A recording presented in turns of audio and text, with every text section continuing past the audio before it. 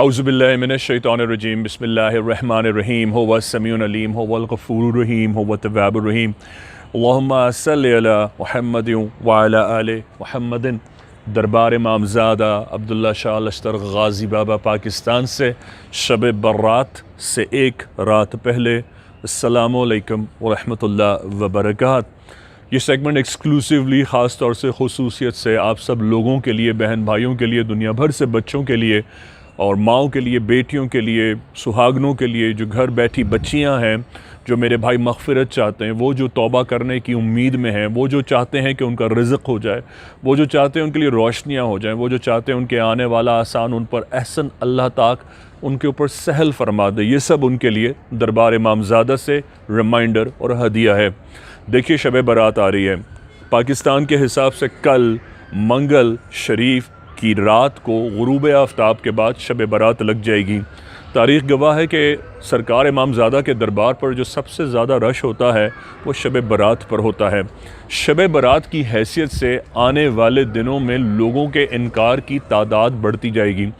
लोग तो खुदा से भी इनकार करते हैं, मैं अक्सर ये बात कहता हूँ। तो ये कौन सी बड़ी बात है कि कल को ये लोग कहना शुरू कर देंगे ये कहाँ लिखा है, वो कहाँ लिखा है। देखें, जब लोग गूगल करेंगे ना, और गूगल बेस्ड उनकी नॉलेज होगी, और वो ना किताबें पढ़ेंगे, ना उलमा की सोबत में बैठेंगे, ना वो आले रसूल अहले बैतुल अतहार से हुब और मोहब्बत रखेंगे, तो वो ऐसी ही बकवास करेंगे। सिंपल सी बात यह है कि हर चीज़ दर्ज है और सरकार की हदीस है, आलम की सोबत में बैठना 1000 बरस की इबादत से बेहतर है। तो अब अगर आपने हासिल नहीं किया तो सरकार इमामज़ादा से ये रिमाइंडर फिर सुन लें, और इसमें अब 24 घंटे बाकी हैं। शब बारात की शरई हैसियत है, सरकार से बड़ी हस्ती किसकी होगी। सरकार ने मौला अली को बुलाया, और सरकार की बहकी की ये हदीस मैं आपको हदिया कर रहा हूँ कि सरकार ने फरमाया, देखो अली, 15 शाबान को पाओ तो खूब नवाफिल पढ़ो, खूब अल्लाह से मग़फ़िरत की दुआ तलब करो। सरकार ये इसलिए फ़रमाते थे ताकि लोग सीखें। सरकार असहाबा कराम के लिए इसलिए फ़रमाते थे ताकि लोग सीखें। सरकार तो फरमाते थे हमेशा, लोगों ने नहीं सीखा। सरकार ने तो ये भी फरमाया था, देखो मैं तुम्हारे लिए अल्लाह की किताब और अपने अहले बैत छोड़े जा रहा हूँ, इनका बड़ा ख्याल रखना। उम्मत ने क्या किया? प्यासा ज़िबा कर दिया ना हुसैन को, प्यासा ज़िबा कर दिया ना अली असगर को, अली अकबर को, कासिम बिन इमाम हसन को। ये सारे हिसाब इस उम्मत के अमाल नामे में उल्टे कांधे पर जमा है। ये सब हिसाब देना है हमें कि सरकार ने तो ये जिम्मेदारी दी थी, आपने क्या किया। तो हिसाबात तो बहुत सारे देने हैं, बहुत बड़े देने हैं आपको।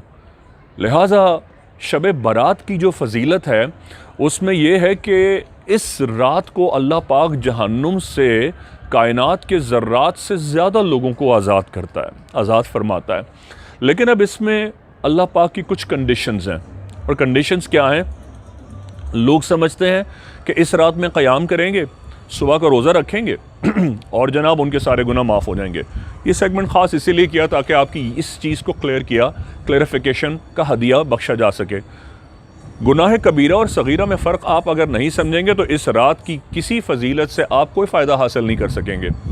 गुनाह कबीरा वो हैं कि जो काबिल हद और काबिल जुर्म हैं, जो अल्लाह की मर्ज़ी के बग़ैर क़यामत के दिन ही फ़ैसला होने के बाद माफ़ी होंगे। फॉर एग्ज़ाम्पल, अगर किसी ने नाहक कत्ल किया है, यहाँ आज़ाद घूम रहा है। फॉर एग्ज़ाम्पल, किसी ने अपनी स्पाउस के होते हुए ज़िना किया है और ये ज़ानी की हैसियत से घूम रहा है। फॉर एग्ज़ाम्पल, आप हुक्मरान हैं, आप अच्छे ओहदे पर हैं और आपने उम्मत का पैसा माल खाया है, लेकिन आप बड़े शरीफ बने ज़िंदगी गुजार रहे हैं, और आपने खाया है सूद, और आपने लोगों को खिलाया है सूद, और आप आज़ादी से घूम रहे हैं। ये है गुनाह कबीरा। आप हैं माँ बाप के नाफरमान, माँ आपसे नाराज़ है, बाप आपसे खफा है, और आप बड़े इमाम बने घूम रहे हैं, आप बड़े सौले ज़िंदगी गुजारे की कोशिश कर रहे हैं। आपने उस्ताद से की थी बदतमीज़ी, आपने उस्ताद से की थी नाखलफी, आपने अपने बड़ों का अदब नहीं किया, और आप बड़े सौले और पाक पवित्र बने घूम रहे हैं। ये हैं तमाम गुनाह कबीरा। ये इस तौबा इस्तग़फ़ार से माफ़ नहीं होते। गुनाह सगीरा जो छोटे गुनाह हैं वो तौबा और इस्तग़फ़ार की ये रात में माफ़ हो जाते हैं। आदि शराबी जिसको आदत हो ड्रिंकिंग की, अगर वो इस रात में तौबा कर ले तो अल्लाह ने इस रात में उसके लिए गुंजाइश रखी है।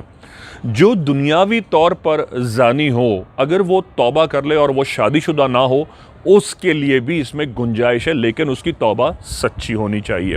لیکن یہ میں پھر بتا دوں کہ لواطت کی اس میں کوئی گنجائش نہیں ہے۔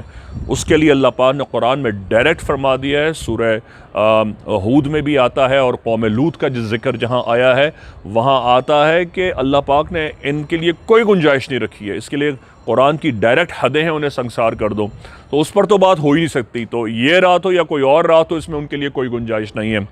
پھر اللہ پاک جو سب سے بڑا جرم ہے وہ شرک ہے۔ اللہ کے ساتھ جس نے کسی کو اس کے حسن کے برابر، اس کی عطا کے برابر، اس کی نظروں کے برابر، اس کی تخلیق کے برابر، اس کی دینے کی طاقت کے برابر، اس کی کیپیسٹی کے برابر، اسی کی کسی ایک صفت کی برابر بھی اگر کہہ دیا کہ اللہ اس کا حسن آپ کے حسن کے برابر ہے، اللہ پاک اس کا زور آپ کے زور کے برابر ہے، اے اللہ پاک اس کی جو لسان ہے، اس کی جو بات ہے وہ آپ کی بات کے برابر ایکویولنٹ ہے، اس کی کوئی بھی کوالٹی آپ کی کوالٹی کے برابر ہے، تو بہنوں، بھائیوں، بزرگوں، بیٹوں، دوستوں، یہ ہے شرک۔ شرک کرنا بہت مشکل کام ہے، لوگ آسان کام سمجھتے ہیں۔ ایکچولی آپ اللہ کی کیپیسٹی کے ساتھ کسی کو اٹھا کر لے آئیں، یہ ہے شرک کرنا۔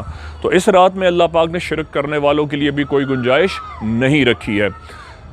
پھر آ جاتا ہے کہ جس نے ماں باپ کی نافرمانی کی۔ اگر آپ 24 گھنٹے ہیں آپ کے پاس، ماں باپ کے چرنوں میں چلے جائیں، قدموں میں سر رکھیں اور سر پٹک کے ان سے معافی مانگ لیں۔ اب اگر آپ کے والدین میں سے کوئی حیات نہیں ہے، جو حیات ہیں ان سے معافی مانگ لیں۔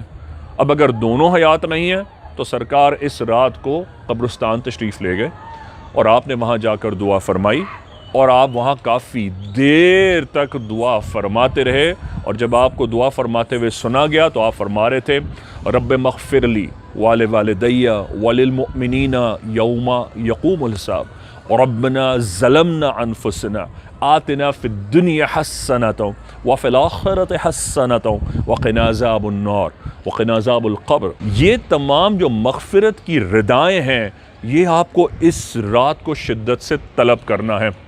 اس رات میں گڑ گڑانا، سجدے میں جا کر معافی مانگنا، یہ اللہ کو بہت پسند ہے۔ نصف شعبان کی رات ہے۔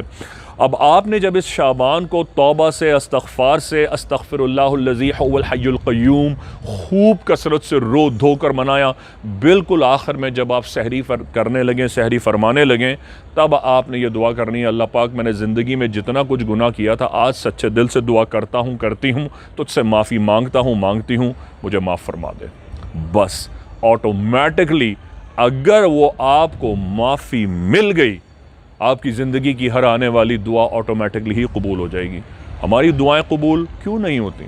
اسی لیے نہیں ہوتی، ہمارے گناہ آڑے آ جاتے ہیں، رکاوٹ آ جاتے ہیں، لائٹ چلی جاتی ہے۔ آپ کے گھر کی لائٹ چلی جائے کیا ہوتا ہے؟ آپ کے گناہوں کی لائٹ چلی جاتی ہے آپ کے گناہوں کی وجہ سے۔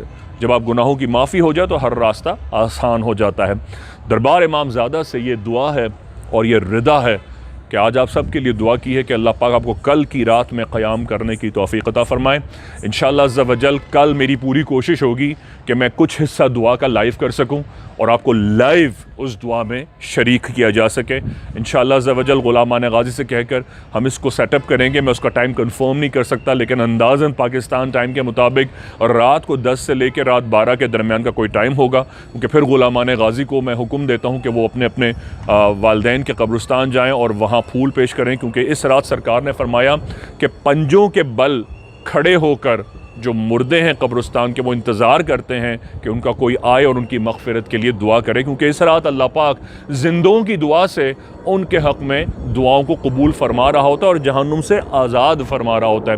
تو پلیز قبرستان کا ضرور رخ کیجیے گا، پیاروں کے لیے، بھائیوں کے لیے، بیٹوں کے لیے، بیٹیوں کے لیے، بہنوں کے لیے، غیروں کی قبروں پر جا کر بھی دعا کیجیے گا کہ پتہ نہیں ان کا کوئی ہے یا دنیا میں نہیں۔ اگر آپ ان کے لیے دعا کر لیں گے تو کل اللہ پاک آپ کے لیے ان منزلوں کو، ان منازلوں کو آسان کر دے گا۔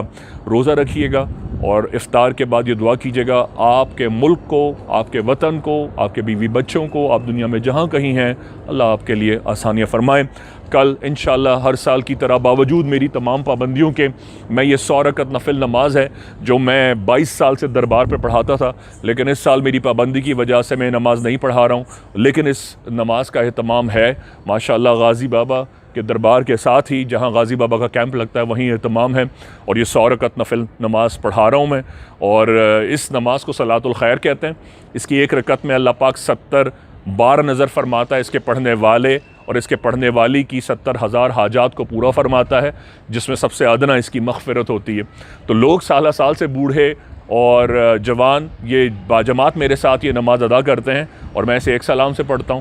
ماشاءاللہ 1 گھنٹہ 45 منٹ سے پہلے یہ نماز ہو جاتی ہے، اور یہ سب سے جلیل القدر نماز ہے کہ آپ سجدے میں جا کے مالک سے معافی مانگیں، توبہ کریں اور دعا مانگیں، کیونکہ اللہ پاک کو حسین کے سجدے سے زیادہ عظیم کوئی ادا نہیں لگتی کہ بندہ اس سے حالت سجدے میں جا کے مانگے، کیونکہ وہ ایک سر آپ سے مانگنے گیا تھا اللہ پاک سے امت کی مغفرت، اور ابھی تک وہ سجدے میں ہے۔ تمام امت کی بہنوں، بھائیوں، بیٹیوں کے لیے دربار امامزادہ سے دعا ہے، بحق غازی یا غازی۔